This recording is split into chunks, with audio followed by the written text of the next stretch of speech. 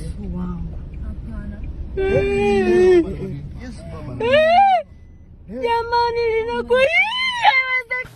Yaani jana wakati anatoka huko Sambaru kwenye eneo lake la machimbo akirudi mjini, yuko yeye, mke wake, mtoto na dereva. Walipofika pale eneo la Mang'onyi wakakuta mto umejaa. Wakasimama kidogo kwa muda mchache, walikuwa wengi na mashuhuda na watu wengine nyuma wa magari yalikuwepo na mapikipiki. Baadaye wakashauriana, wakaona kama vile maji sio mengi sana wanaweza kuvuka, lakini lile eneo lilikuwa limetambaa maji kote kabisa, hawaoni hata daraja. Wao wanaangalia barabara upande wa pili na upande wa huko. Wakashauriana tupite hapa, tulenge hapa katikati tupite. Watu anatembea ile na gari, nafikiri gari itakuwa ilikuwa inawachezesha kwa sababu ya pressure ya maji, anahangaika, anarudisha huku na huku, anarudisha huku. Baadaye mara pupu ikagonga upande wa kulia mwa lile gema la tuju la daraja, likatumbukia kwenye daraja upande wa kulia akiwa anatoka kule Samba. Tumbukia kwa sababu maji yanakaa, si akalivuta lile gari akaliingiza uvunguni akalitoa saa 1 usiku. Na kwenye hiyo gari alikuwepo nani na nani?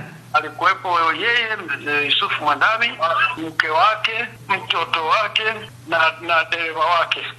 Maiti 2 zimepatikana, 2 hazijapatikana. Haijapatikana maiti ya mwanae na maiti ya dereva. Wananchi kule wanaendelea kwa sababu hata hivyo wamewapatia mbele kabisa karibu na Mtemembo, kitongoji pale kinaitwa Mbogo.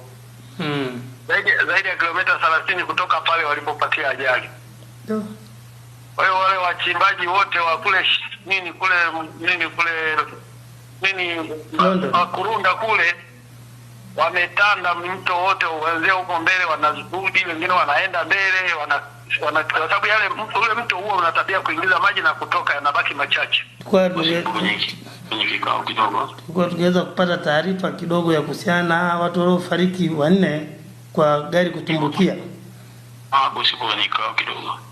Kwa hiyo kama saa ngapi naweza tukapata taarifa? Maana yake sasa hivi ni majira saa 10. 1 hivi. Saa 1 usiku.